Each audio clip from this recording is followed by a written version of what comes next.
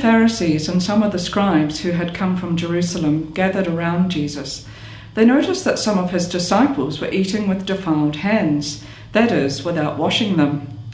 For the Pharisees and all the Jews do not eat unless they thoroughly wash their hands, thus observing the tradition of the elders. And they do not eat anything from the market unless they wash it.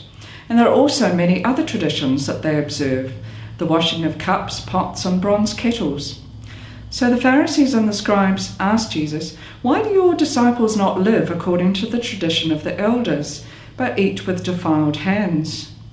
He said to them, "Isaiah prophesied rightly about you hypocrites, as it is written, 'This people honours me with their lips, but their hearts are far from me. In vain do they worship me, teaching human precepts as doctrines. You abandon the commandment of God and hold to human tradition." Then he called the crowd again and said to them, "Listen to me, all of you, and understand. There is nothing outside a person that by going in can defile, but the things that come out are what defile. For it is from within, from the human heart, that evil intentions come: fornication, theft, murder, adultery, avarice, wickedness, deceit, licentiousness, envy, slander, pride, folly. All these evil things come from within, and they defile a person." Well, Jenny, I've read this passage many, many times, as I'm sure you have, and as you were reading now, the long list of terrible things jumped out at me. But actually what really jumped out at me is that it's from within that these things come,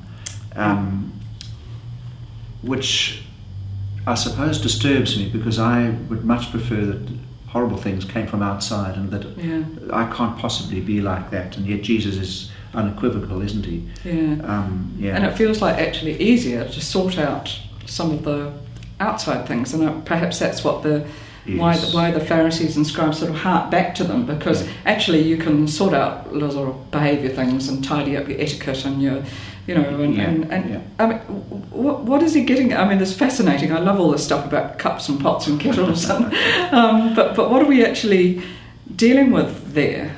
I mean, I was thinking about, don't eat anything from the market, and I'm about just to head off to India, and it seems actually like jolly good advice. Well, I think that's exactly probably that is where it came from. Yeah. So much of these traditions come from sound, practical, healthy living. Yeah. And then, as so often happens, we take these things and we institutionalize them, we ritualize them, we almost we make of them religion, which loses the focus on what the religious stuff is actually all about, and it can become quite dead. I mean, it loses its life giving. I mean, something that was meant to be for life actually becomes something that you can use to sort of include or exclude or. Yes, I have this sort of vision of the scribes and the Pharisees hovering around the edge of Jesus, eagle eyes, just waiting for either Jesus himself or,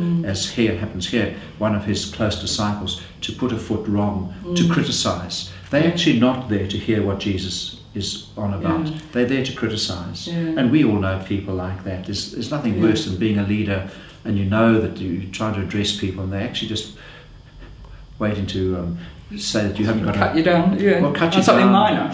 I had a sort of nasty thought. There's somebody who will be quite happy to correct the written work that I put out, and actually totally misses the message because they're so busy looking for the apostrophe in the wrong place or whatever. It's a bit like that. Yeah, it is, I suppose, and yet it sort of hits you because you can sort of see how at the same time they could have been quite fascinated by this sort of new freedom but that can be threatening, can't it? That really and then you can still miss that challenge of actually, how do we relate to our neighbour, this real heart stuff, which is actually a lot deeper, and it's not just the surface. But it comes, Isaiah, Jesus quotes Isaiah, the people honours me with their lips. In a way, coming back, get your relationship with God right, and remember the great commandments. Love God, love your neighbour. And actually the hand washing or the pots and kettles and things, Yeah. is very peripheral Yeah. if you've got those two, love God, love your neighbour, correct. Yeah. And it's interesting, you think about that, we talk about paying lip service to something. We do. You wonder whether We that do. comes back to this sort of thing. But it's very easy, particularly for us in the church, also to get to pay lip service, if you like, to go through the motions and not to be looking really at what's my intention, what's my heart. Yes. Yeah. And one assumes, just to round off in a way, one assumes that this sort of passage was helping the early Christians work through what it meant to be Jew or not Jew. Should they keep all the ritual when they're actually into a whole new way of life? Yeah. A lot of that picked up in Acts, perhaps around about chapter 15 thereabouts. So, keep focused on God, love God, love your neighbour.